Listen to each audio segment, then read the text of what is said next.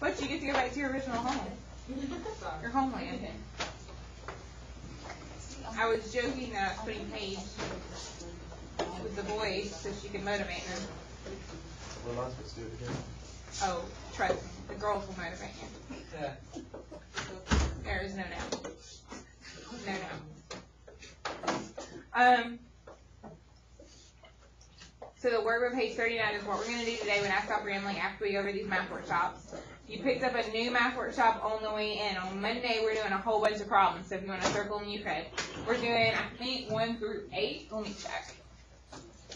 Yeah, on Monday, we're doing 1 through 8, which is factoring problems still. So it would be wise if you're trying to get your points to go ahead and have 1 through 8 done.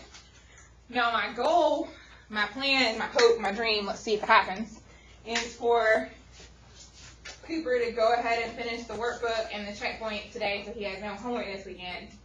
But if Cooper never finished his blue test, then we're not going to reach that goal. We're not. It's going to be a sad day, but we're not going to reach that goal. He's going to need to finish that first. So I have about 6 who never came to 0 pennant, period, good grief, word English, period, to finish their blue test, which is fine. Now they just are going to have to finish the workbook paper at home. But you have to get your blue test done today. And I'm grading those bad boys this weekend. Unless you enjoy having a 0 in the 60% category, you want to finish your blue test today. Okay, moving on. Oh, some checkpoints were turned in when I was absent, the day I was absent, and I've looked over those. Otherwise, we're also finishing that checkpoint today. So you want to get that done as well. We have a bunch of math workshop problems to go over quickly, but once we go over these, it's really just your work day to work on your checkpoint and your workbook. Okay, are there any volunteers for number 5 of the math workshop? Yes, ma'am. First, I pulled out 6x squared. What are you trying to do? Number 5. I understand. What method are you using? Yes.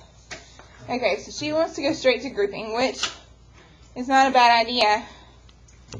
And she can have a point for that, but there is something else we ought to do first. And what is the GCF? And you can have a point, Ellie. So if we take out an x first, because every single term had an x, we would be left with 12x to the 4 minus 18x squared minus 3x plus 1. And now we're going to try grouping. So I'm going to group 12x and 18x squared. Okay, so I've grouped. What can I pull out of my very first group? Thank you, Nick. You're going to have a point. We would be left with 2x squared minus 3. And then what can I pull out of my second group? Say it again.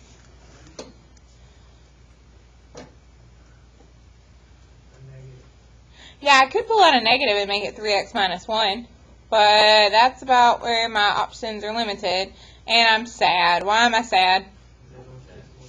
They don't match, so we actually can't group in this problem, so I really should have stopped here. The only thing we could do on number 5 was factor out an x. We were done then. Grouping would not work. We could not group. It was not able to be factored beyond pulling out a GCF, which technically does count. Okay, number 6 is another fun one.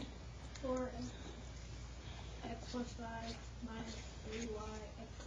And she's using grouping as well because there were 4 terms. 4x, x plus 5, and then you said what? I need to throw this pen away.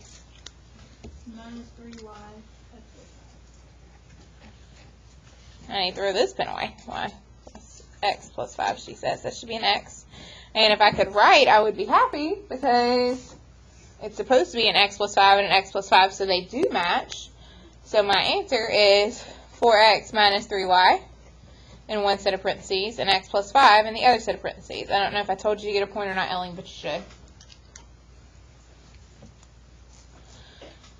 Number 7 is my favorite one of the day because the leading coefficient is what?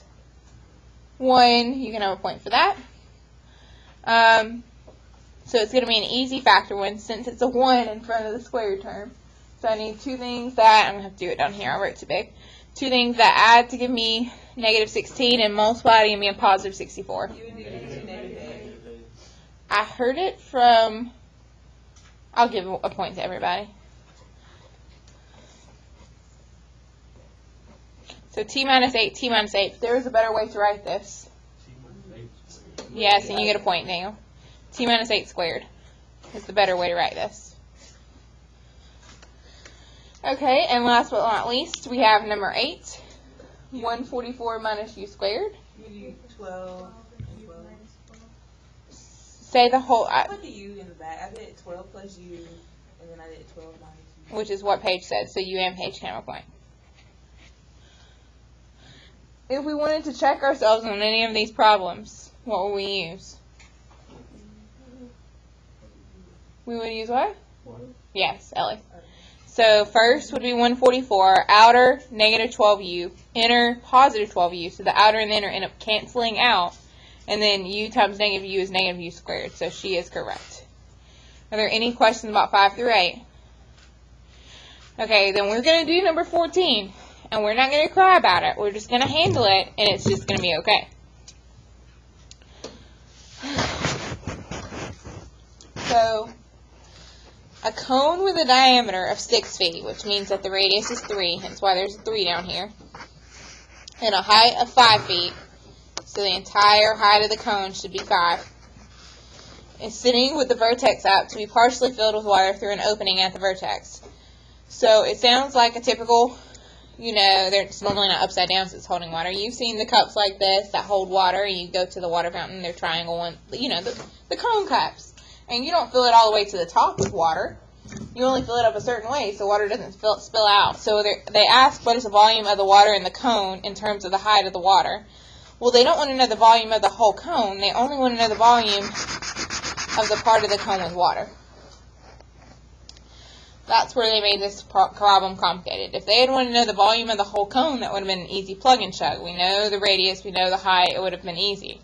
But they didn't. They want to know specifically just the part that's filled with water. Does anyone know the volume formula for a cone?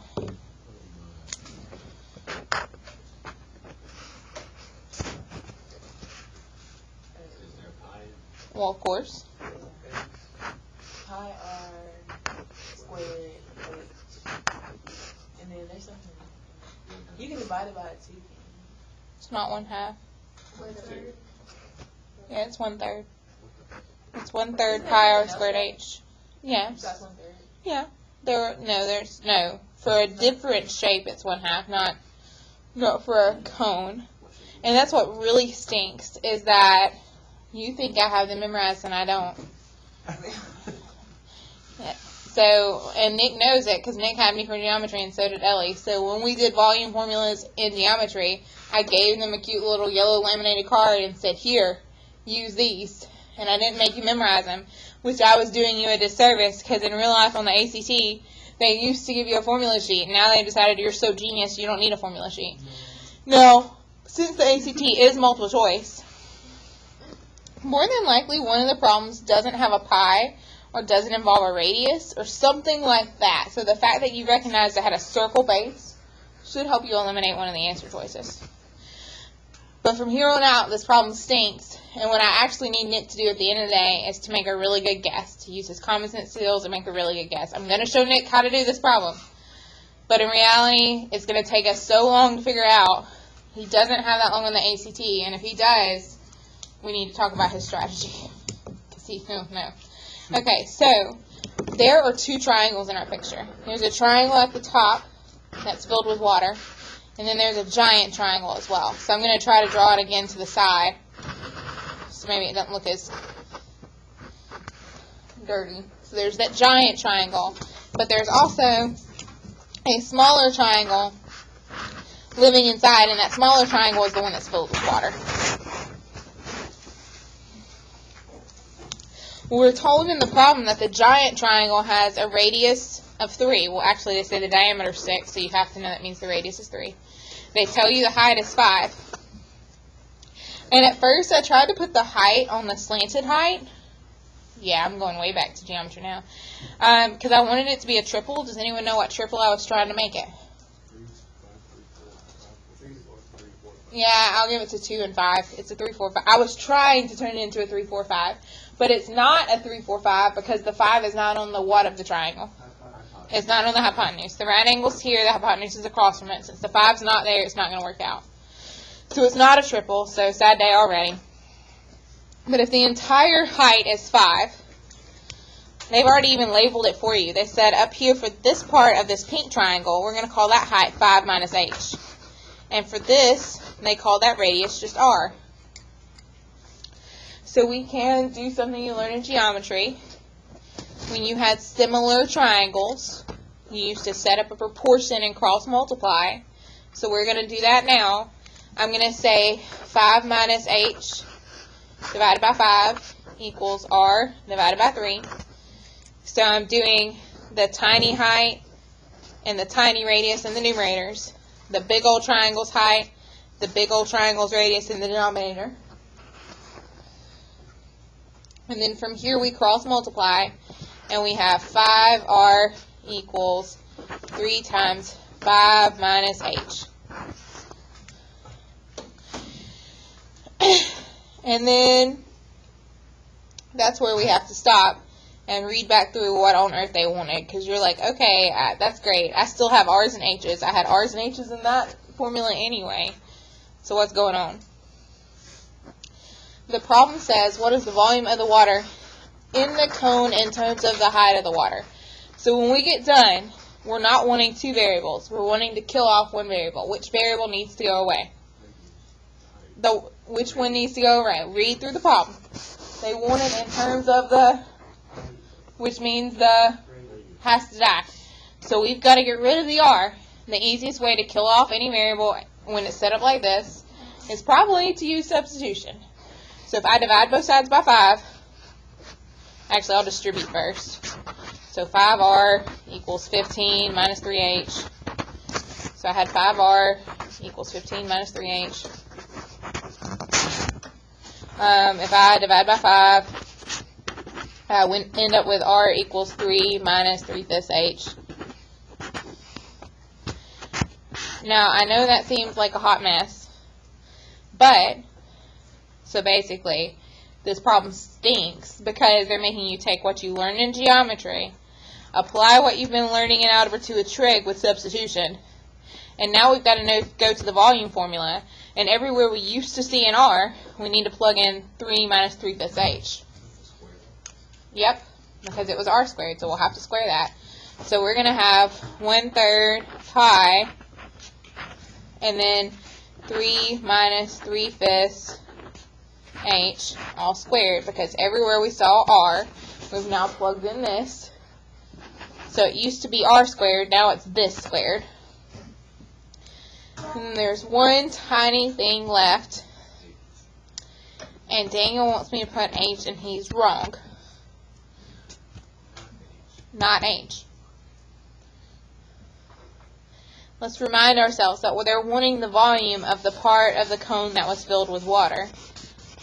The part of the cone that was filled with water, its height was not h. What was its height? 5 minus h. So we need to plug in 5 minus h. So if I were making an ACT question, I would have this exactly, but just h. And Daniel would have selected it because he was just excited he knew how to substitute. But at the same time, we're supposed to be finding the height of only the part that's been filled with water. So it's not the entire height, not the entire h, but it's 5 minus h because we just want that little tiny piece. Now again, do I honestly expect Jax to pull off this miracle? No. But Jax has enough common sense skills that I'm hoping he can eliminate, well, if he knows the formula, I bet he can eliminate 2 of them. And then just common sense skills, surely he can eliminate a third. So now he's got a 50% chance of guessing. So that's all I'm asking for in life. Why we decided to do this one on a Friday, I don't know. I swear life's about to get a lot easier. You need to. Okay, let's get out your calculator. If you're borrowing one of my calculators, come get it now. Let's talk about something we didn't talk about yesterday really fast on how to get rid of other people's junk. I didn't even think about this yesterday, and you didn't even complain. So I assumed you were good to go. Now, Anne-Marie has her own calculator, so she might not have an issue with other people's junk on her calculator. But if you're borrowing one of mine, you're probably wondering, how do I get rid of something someone else typed in? Because it's annoying me, and it's got to go. So, if you'll press on, and then second, and then the plus button down at the bottom, it says mem, it's memory. Now, I'm trying to be nice, but you don't have to be nice. This is up to you. I really don't care what you do. They should have bought their own calculator if they were going to be a whiny baby. That's my personal opinion. So if you go to second memory, if Cassidy really feels like it, she can just press reset and reset the whole calculator, like starting it back to the basics. Everything will be blank then. Y equals anything my stats kid's stored in a list, everything will be gone. And that's fine with me. That's great. If she wants to do that, that's great. Now, if she's trying to be a sweetheart and just delete the matrices, because she's trying to save the poor stats kids from crying any more than they already do, she could go to the second thing on the list, which says memory management. And so if you go to memory management and press enter, so again, I pressed second memory and then I went to memory management. And now that I have this list, I see matrix as one of the options. So I can go down to the option that says matrix, press enter again, and then no one's typed in anything on this one. Does anyone have anything actually popping up right here? Can I see yours? Okay, so he actually has someone typed in matrix A and someone typed in matrix B. He doesn't want that anymore. He can press delete. Matrix A and matrix B are gone now. So I don't care what you do, but if you think I'm not going to clear them out between classes on a test day, I sure am. But I'm just trying to make your life a little easier, because I know it gets annoying keeping up with what I typed in where, and then if you got what every other person has typed in, that's really annoying. So again, if you just want to reset the whole thing, that's fine.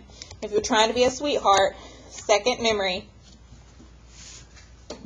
go to memory management, pick matrix, and then when you actually have a matrix on the list, press delete. And that will kill off whatever that they've typed in. Okay, that's all I got to say about that. It's your turn to work on your workbook problems. Hopefully you won't have any homework this weekend if you can get those done.